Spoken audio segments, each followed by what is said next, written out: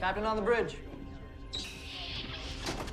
Alright, captains, we are back on the bridge, and today, yes, finally, we are going to be reviewing, giving our reaction to Star Trek Lower Decks Episode 6, so on screen.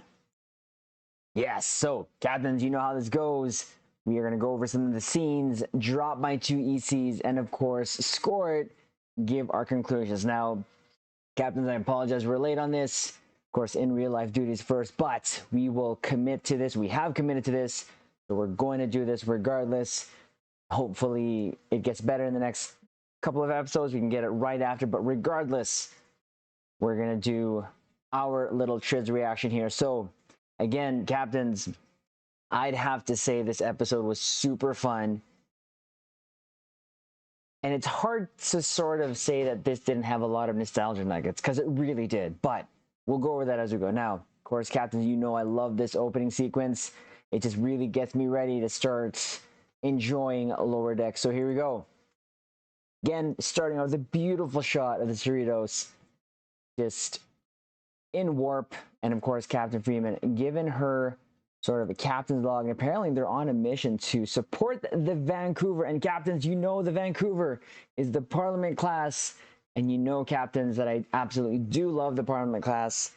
And one of the major things that we do here on the bridge is review ships from Star Trek Online.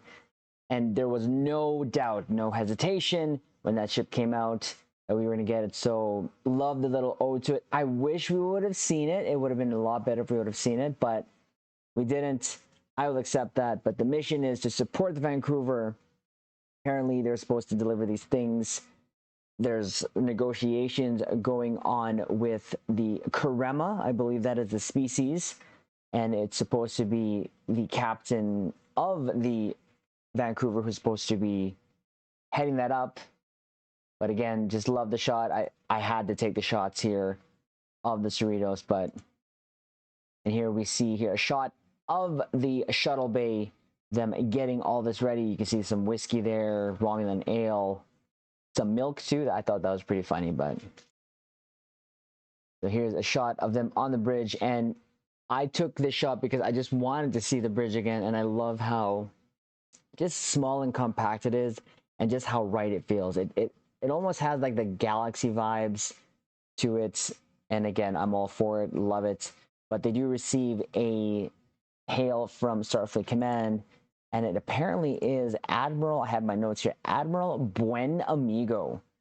So calling Captain Freeman here to reassign her, as she is going to be now heading up the negotiations for the Karema. Now, apparently the Vancouver is being rerouted to save a colony in the Asparga system that is being threatened by a brown hole of, I think that's what I got, but regardless, that is exactly what the mission parameter is now. The Cerritos, Captain Freeman is going to head up these negotiations. Now, they drop out of warp, and here comes the nostalgia nuggets. Now, captains, I've said this before in the reviews that we've done.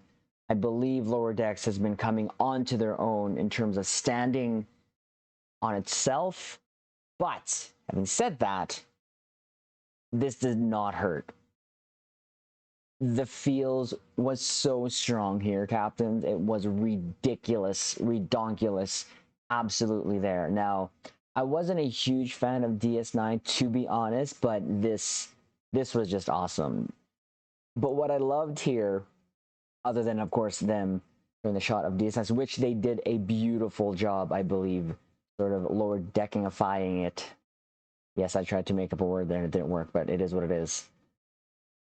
But I love how they were like not really impressed. Jack said something and they're just not impressed with DS9. I thought it was funny, but Captain Freeman is like, okay, we'll just, while she's brushing up, like buy her some time. And Ransom tells them just kind of fly around the station admiring the pylons. I thought it was hilarious. And then again, the music, it was 100% DS9 music, DS9 feels. I love this shot here. This is probably what we're going to use for the... I'm not sure if this is going to be the thumb, but I mean, what else could you ask for in a thumbnail when it comes to the DS9 station, the wormhole, and the Cerritos. Maybe I'll add Kira here, Quark, not sure, but just an absolute. It's catering to us, yes. The nostalgia nuggets, like I mentioned, but then you get back to the bridges. It's like, sir, just keep circling. I laughed out loud. I thought it was really hilarious where they're just trying to play it down for us, but all of us, well, at least the majority, at least I know I was actually fanboying here, and I was all for it. But I had to say I had a smile on my face. I really did. But the episode is called Hear All, Trust Nothing. Again, now we have the Cerritos docked at the DS9. And now we have, of course, Tendi, Rutherford there, Boimler, kind of just going gaga, fanboying as well over DS9. See Mariner there in her bunk there. But they're just kind of wanting to really essentially get on the station, do a little tour there, but they're actually assigned to the goods, to deliver the goods to the Karema. You see Mariner there. She does mention that she wasn't really too impressed, obviously, as well, but she wants to stay on the Cerritos. Now, having said that, Jen hears, and this is a thing. This is a thing. They are definitely an item. So she overhears that. She kind of said, this was cool. Where like, hi, Jen. I loved it. I was all for it. And of course, Mariner not really appreciating that, but that's kind of what we would do. Well, this is what I did when I was with friends and they were with the ones that they were with, and we go, oh, hi. So I again, this whole sequence was great, but she said she was going to be with them, but the crew was like, yeah, no, we're good. We got maps. We're good. You stay here, go meet, because apparently there's something called a slumber party or something that she's going to, a saloon. There you go, salon. That Jen's going to be going to and inviting Mariner there so that she can meet the friends. So this is a big step apparently in the relationship. And yeah, and there you go. They are definitely an item, and it's a thing. And I thought that was pretty cute. And Mariner being all worried and everything that she was not going to be impressing her friends, but the crew said, well, just don't be your bossy self. And they're all laughing. Again, from what I said from the last review there, reaction, it was, I love the relationship forming between the crew here, and I'm absolutely for it. And you can just tell that they're just now, sort of going from episode to episode, going through the dynamics of the relationship, and I love it. But again, another beautiful shot there of DS9. Now, again, when DS9 came on after TNG, I was not impressed because at the time, because going from the galaxy then to the station, I was like, what? The reason why I love Star Trek was the ship, was the Enterprise D, and I was sort of just, what happened here? But again, as the series progressed, things happened. Of course, we got the Defiant and all the pew-pews, of course, from the Dominion War. So I can't say that the DS9 grew on me, but that scene when they upgraded DS9 and refitted it with all the pews there, with the photons and phaser firing, I thought that was one of the coolest scenes in Star Trek, in my opinion, battle pews wise. So, of course, again, you have them fanboying over DS9, just walking the promenade. I thought that was pretty cool. Now, this, I will say, again, nostalgia nuggets, and Nana actually reprising her role, not just Kira, but we'll see later, of course, but we know Quark is in this episode too as well. Just, you can tell they were having fun, and I loved this scene here. Of course, looks like she hasn't aged, but this was, of course, after the Lower Deck series is kind of after Nemesis, so it's like really close there, and they're keeping her age there, but she was on point. The voiceover was just on point, and I believe they also were on point, and just the details of how they were sort of recreating DS9 and everything here. It was great. Love this next scene here, her looking into the wormhole. That instant right there, we knew why she was looking in the wormhole, or at the very least, sort of hinting why. Well, obviously we know what happened to Captain Ben, and I thought without even saying his name in this episode, they were giving tribute to Ben Sisko. So I thought Captain Sisko, I thought that was great. But that we saw a ship come out of the wormhole. That's why it was opening, and that is the alien species there, the Karema, I believe. Again, I believe they are called the Karema. Beautiful way of doing the wormhole, I thought, was great. Of course, Captain Freeman, Ransom, and Shax come to see Kira, letting her know that, of course, they know, well, they're the ones taking over the negotiations. And, of course, what do we see here? Captain's on the table is, well, Captain Sisko's baseball. I thought that was good. She even went so far as to grab the baseball, talking about Starfleet throwing them curveballs. I just, again, nostalgia nuggets were strong, but I still think, regardless of the nostalgia nuggets that they're throwing at us, I felt it was still a good standalone episode for Lower Decks, if that makes sense, at least to me, because as much as we had, of course, Kira Quark, they were shining on their own. I believe the crew and the stories that they were telling in this episode was standing right alongside them and not being overpowered by what we would call the legacy characters, of course. But we find out, of course, Kira and Shax know each other, and this is hilarious because they start doing a little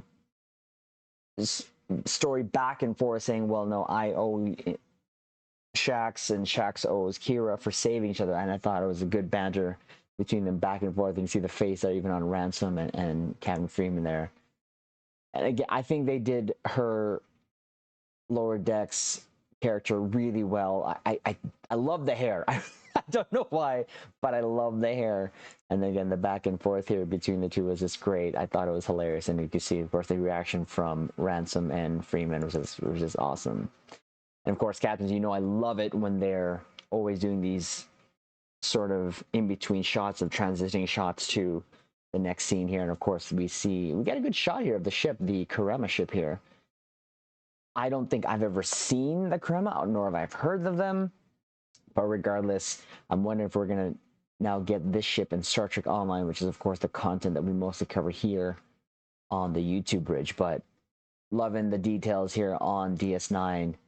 But they get on board, and apparently they're sorting, see how the negotiations go. But there is apparently some sort of planning going on. If there's all else fails, if the negotiations fail, there is a plan, and it looks like a bomb is strapped onto this one Karema member there. So now here is more nostalgia nuggets. Here we are at Quarks. Opening shot here, and we see already here just that, and this is still in Star Trek Online, obviously, and that piece there, that at the background there, I just love how vibrant, and then your eyes just automatically go to it. Of course, you see a Vulcan here leaving with Quark merchandise. I thought that was hilarious. I thought that was really good. And then you see Quark there, back, one of the legacy characters there. That's so awesome. Taking a selfie, which, captains, you know we love doing in Star Trek Online. And of course, the selfie is not free because he's charging them Latinum to do so. But of course, Kira brings Captain Freeman, Ransom, and Shax to meet Quark. You can see here the Quark shop here. They're like Ferengi ears in the back.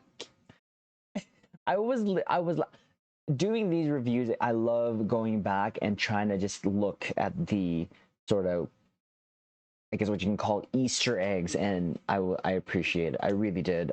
I was smiling throughout this whole episode, captains, to be honest with you. A little smug face on Quark's face, but apparently I was kind of talking about how he has been franchised, expanding his business and all that stuff due to this little beauty here, the Quarks Bar Quark 2000, which apparently can make you anything that you want, but whatever, trying to offer it to Captain Freeman, see if they can use it to Starfleet Academy, the Quark 2000, but like, no, you can tell Ransom was kind of annoyed, and poor Shax just with his face there. But now you have the 3 entering Quarks. Now I took this shot specifically because if you look here to the right, you actually see a model kit of DS9. Like the details, like I did not see that when I first watched it. And again, just going back, it just I just loved it. Seeing a model of DS9 there. It was hilarious, but they head over the bar. And guess who we see here? We see Morn. Him and his self, just his face. just there in his face. Now we see a Dabo machine there at the background. Of course, this is also still in Star Trek Online. It's actually one of our Pendevers captains, and Pendevers are personal endeavors that we do. And one of them is actually to play Dabo, so that's the thing. And again, I was just smiling the whole time, here. But now, of course, Boimler takes out his man purse there, and he's going to be most bold Boimler and try his luck at Dabo. But then this is where we get introduced to this another character, an Orion character, and his name was, I believe here, where's my notes here? Mesk. And this kind of made Tendi nervous, but he was talking about all piratey thing, and he was glad he could meet another Orion in Starfleet. But you can tell the other thing here, look at the costume. Definitely DS9 costumes as opposed to the lower decks one. So again, the sort of progression of uniforms in the Star Trek series I love seeing, and you can tell how bright, of course, lower decks' uniforms are. But apparently he has his Orion tool here showing off. It has a religious exemption, but it's a pirate tool apparently that he uses, or that one can use to, like, it's like a multi-tool. Think of a Swiss Army knife is kind of the vibes that I got here. But he was all being proud of it. And of course, Tendi's still getting worried there. And her worry has always, this is not the first time about talking her background about being a pirate or having Orion roots. And you can tell she was sort of being worried that what would Rutherford think, and I appreciate that. But anyways, Mesk offered them a tour, and Clipper, let's go around the circle there, or whatever he said. Again, I just laughed out loud. I was just enjoying it. I really was.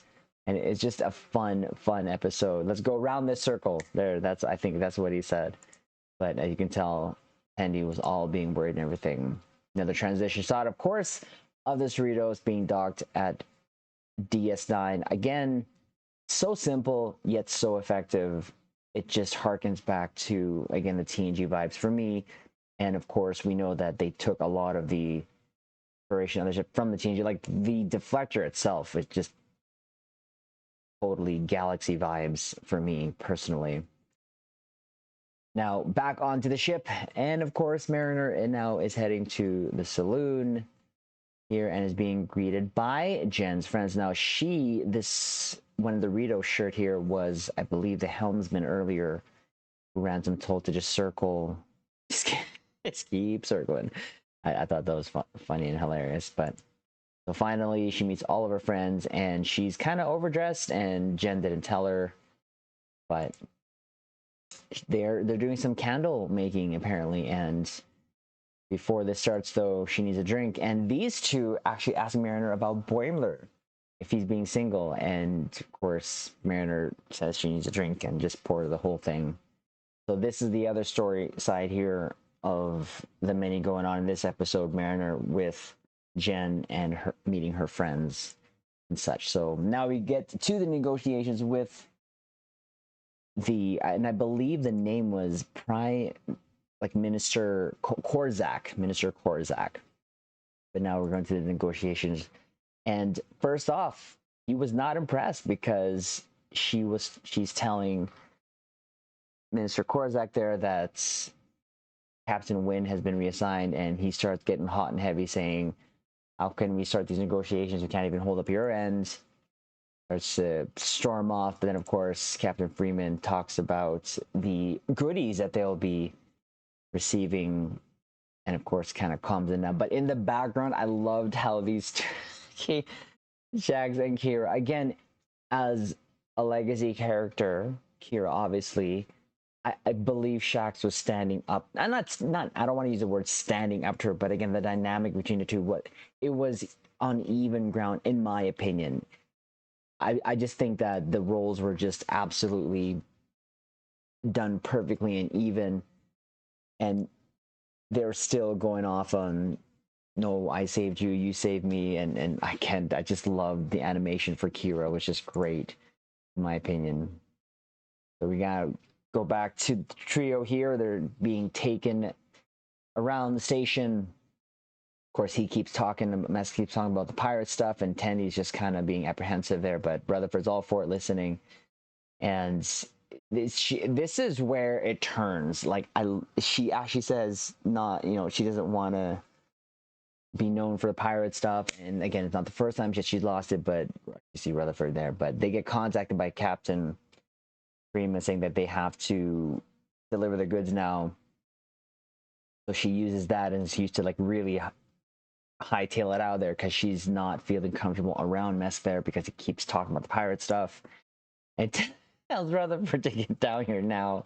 I love this side of Tendi. It's just, she's such a fun character. I said this in the last review. She's really growing on me. I'm loving the character Tendi. She's really starting to just come on to her own in terms of the character development. I really love it.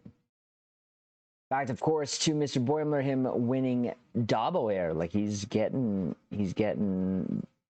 lucky there and getting the crowd going. And of course, he's actually confronted by one of the Ferengi employees working there, getting all lucky. But we go back then, of course, to these two. So there is Tendi and Rutherford going, delivering the goods, and apparently Mess gets himself reassigned to them. And of course, there is that worried face again from Tendi.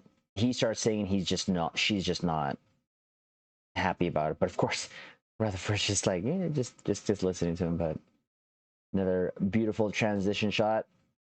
Again, what stood out to me here was these, where I saw photon torpedoes come off of these little ports here.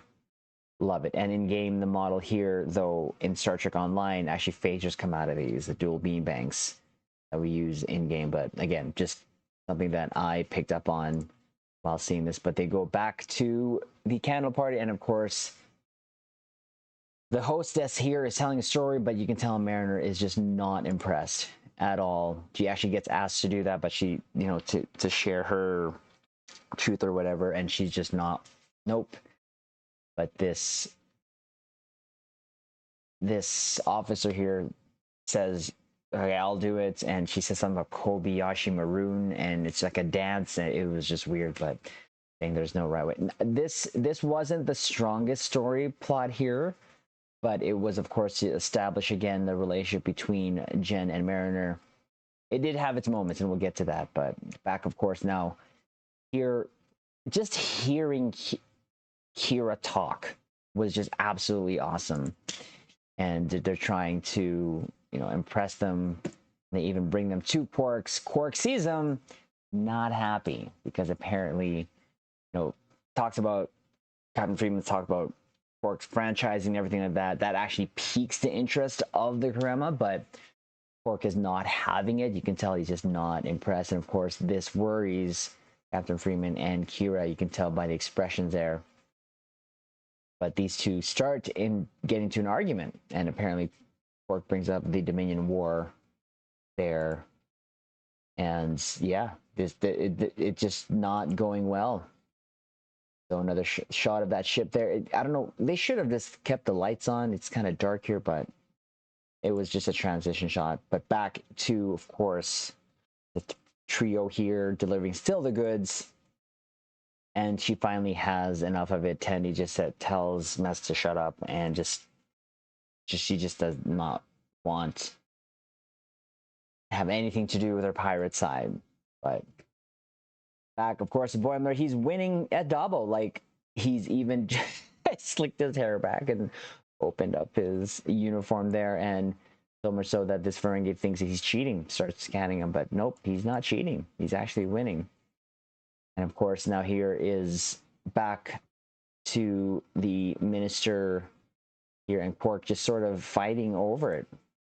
Now, one of the Parema noticed Quark 2000 machine, and now you see the change in Quark's face. You'd think that would have been one of the first things that he got nervous seeing them, but now he's all nervous and he's trying to tell them that's my property and all that stuff. Now the prime minister looks at it, or the minister looks at it, the Korzak, and he recognizes it. Apparently it's their technology, tips it over, and they do actually focus on this device once he busts and breaks it, but that's the last time we see it. We first see it, that's the last time. Now apparently with all that happening, he puts in that contingency plan. So he takes out, again, I thought this was a bomb, and what this was apparently was not a bomb, but he throws it, and of course towards Kira, and Shax actually pushes Kira out of the way. This hits the machine and lights up, the power gets cut, and that is how I laughed out loud, because Quark screamed. It was so good. It was so good. But the device cuts off the power there. His scream just echoed here, and you can see the power turning off on DS9, but it did affect the Cerritos, so the power does go out there too as well. So, but now they kidnap Quark, and Quark scream. It was so good, Captains. I was just smiling the whole time, but they do take them, they energize out back to their ship. Of course, Kira tries to contact security, but of course the power is out. And even from the last power left on the Dabo table, Boimler still won. So his luck was there still, even with the power out. Another trans, again, just all grayed out. Just all grayed out. Back, of course, to D3. Now he's writing something on the wall. Rutherford asks him, what are you writing? Apparently Orion for Tendi being a traitor. They start arguing, but they hear that now Quark being dragged on, of course, of what's going on there. And the minister orders them to leave DS9 for the wormhole, and they shut. Again, this was not meant, that was just what happened. The bay door just shut down while they detach and head off to, here's another angle of that ship. This reminds me of like a transformer that I used to have when I was a kid. I don't know why, but that's what I thought. You see DS9, Cerritos totally powerless. Now, funny thing is here, of course, Rutherford tries to contact Cerritos, and Mesk is actually panicking here, and, you know, says we're trapped. Screams. Now back to the room here. Now with a power out and all these candles out, Mariner sees, or actually uses her tricorder, and the candles are actually burning up the oxygen here. And I thought this was a cool moment here, because now all of them are losing their crap, but Jen actually, like, Mariner's trying to tell him, hey, just calm down, whatever, it'll be fine, blah, blah, blah. But Jen pulls Mariner aside, and it's like, this is not you. She actually wanted her to be herself. But Mariner was trying to impress Jen by not being herself and not being bossy. But she's like, that's why, you know, she likes Mariner. So what does she do? She she goes into Mariner mode. She tells everyone to just be quiet. She takes her phaser, actually fires it in the room. So you would think that would go through the thing, but again. But it was hilarious. She actually stunned the hostess, because she, before stunning her, she's like, well, you know, if you're unconscious or something, you consume less oxygen. So she starts actually phasering, stunning everyone. And this scene here of Jen clapping just reminded me of the Nutty Professor. Captains, if that reminded you also of the Nutty Professor, comment below, because I thought that was hilarious. Her just running around, or that glow there is from the phaser fire there. So of course now the ship is getting closer to the wormhole, and this is where we find out that Meskir was just from Cincinnati, who was adopted by humans and not even a real Orion, hasn't even been to Orion, and is just kind of a poser, a faker. Of course, Tendi not impressed. You could like her look. This is again, her face is changing here, all that stuff. But Tendi was still sort of being, Tendi in terms of being kind and all that stuff. So I thought that was cool. But she says, Mesk says it would be good if they had, pirate skills would be good to use this time. And this is where Tendi now says, yes, it would. This part, I was super, super happy about. Again, Tendi's character just totally blew me away, because this time she actually takes that little Swiss Army knife there, takes it to open the doors, to short out so the doors open, and this and they start running.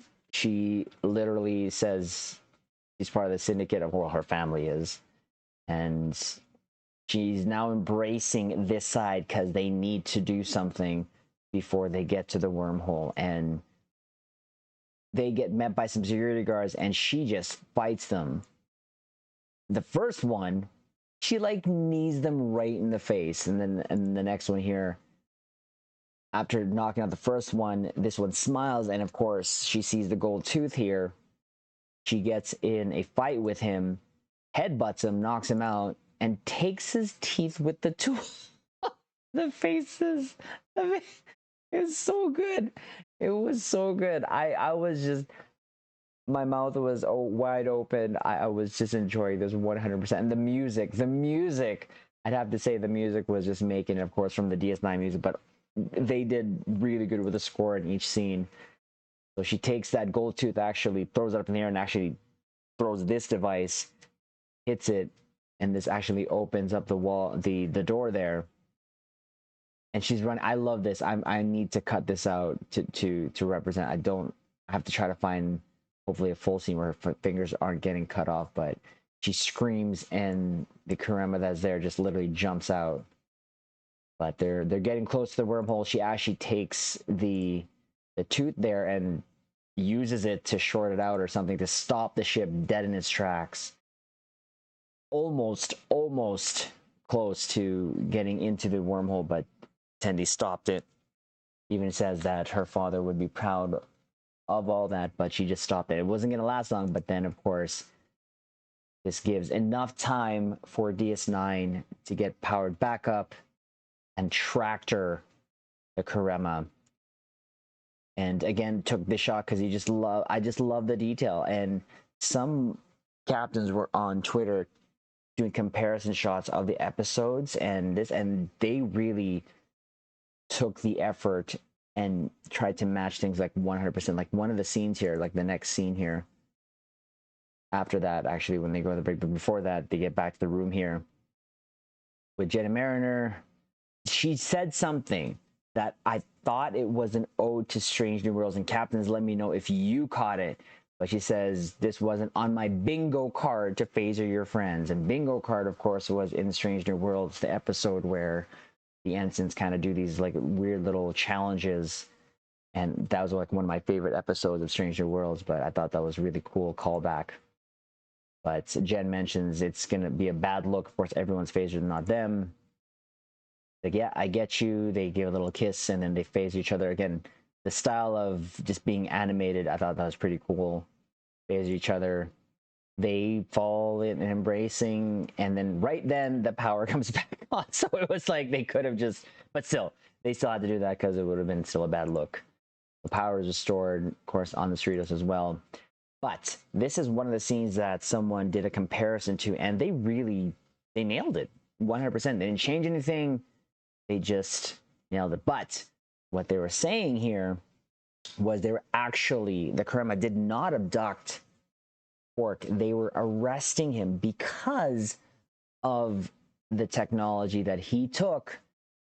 But he says he just kind of made it better. But that's the whole reason why that whole scene happened was they actually were arresting him and not kidnapping. And of course, everyone gives Quark the look like you knew this was gonna happen. It was gonna happen, and of course he tried to justify it, but another shot there. And now everything's all good because Captain Freeman says, you know, there's gonna be a deal that they work out, and the Karema, everyone's now at Quark's.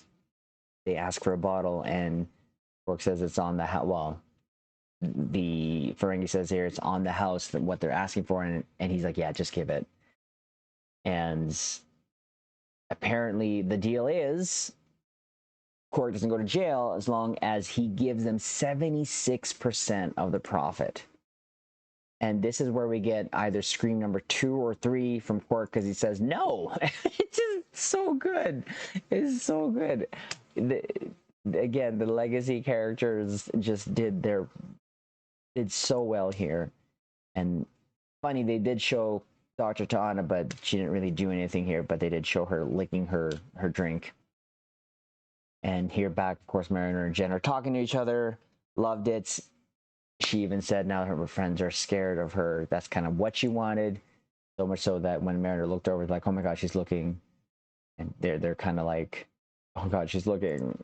So, and of course, Quark knows Mariner, asking for some latinum apparently is owed, but what Mariner has is apparently like this hollow chip program with Kira's head on something, and of course he's like, that's something that he erased a long time ago. Kira, of course, knows Mariner, and Kira asks what is on that thing, and he puts it in his mouth, and this is the last scream of him screaming. It is so good. Kira just I can't even. I think I watched this episode like 3 times, and it was just really good and fun and wholesome to watch for me. And of course, Mr. Boimler there is still winning, being bold Boimler there. And finally, he actually gets offered some Quark bucks in exchange for all the latinum. He's like, oh yeah, don't use money in Starfleet anyways. So he actually takes the deal, and I'm like, why would you take that? But of course, it's Boimler. And you can see him happy with his card that he gets. But again, we get the shot of Kira and Shax. I love this. I thought this is where the scene was going to end, but I think this also was kind of speaking to what I said earlier, where even though we had the legacy characters, this was still a good enough episode for the lower deck characters to kind of shine along with them. I think they complemented each other really well, in my opinion.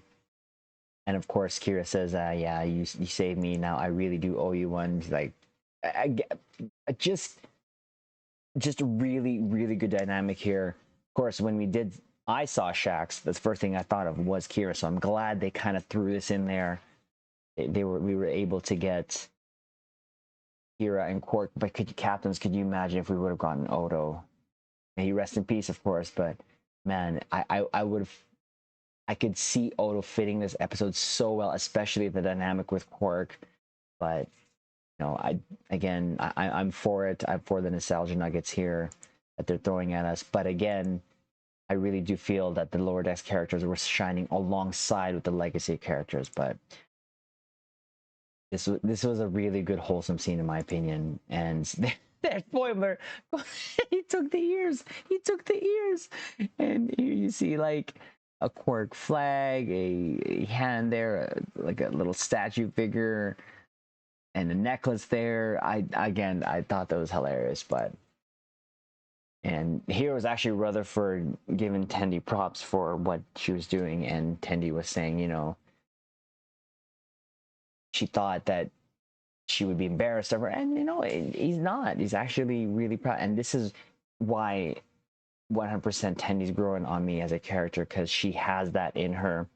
And the voice actress, huge kudos to her, because she flipping back and forth between sort of nice Tendi and serious Tendi, flawless, in my opinion, flawless. Of course, she shows the tooth there. They're going to like what he's going to do with it. She's like, gross, but of course, Quarks sees it and grabs it and cites a line of acquisition rule number 9, something. But again, Captain, this episode was so good. I have to give it like a, right now it's a 9. Like it's really up there. I think episode 1, 2, 5, and 6 were really strong. So top 4 episodes really here in so far here in season 3. This being, of course, it did have the nostalgia nuggets, of course, of DS9, Kira, Quark, all, of course, of what they tried to kind of. But I think again, as much as this was a lot of fan service, I think, as I mentioned before, the Lower Decks character stories were really complementing and just running alongside the nostalgia, in my opinion. And I laughed. I laughed out loud. I had a smile on my face. I really, really enjoyed the story here, this episode, and I hope we get to see more of Kira and Quark. If not, this was great to just have them here, just to put this out there. So 100% just super, super happy about this episode. And again, for now, we'll give it a 9. We're going to rank these episodes like we did Strange New Worlds, but right now, top 4 episodes of this season so far. And I don't know where I would put it just yet, but I would have to say maybe 1, 2, 6, and 5 is my ranking so far of the top 4, with 3 and 4 kind of just being a toss-up almost even-wise, because I think I gave them both an 8 or something like that. But regardless, this episode was great. Captains, I know I enjoyed it. I hope you captains enjoyed it. So like the video, comment below, let us know what you liked about this episode. But definitely a 9 from me. So captains, until the next review, we're going to leave it on this note. Live long and prosper.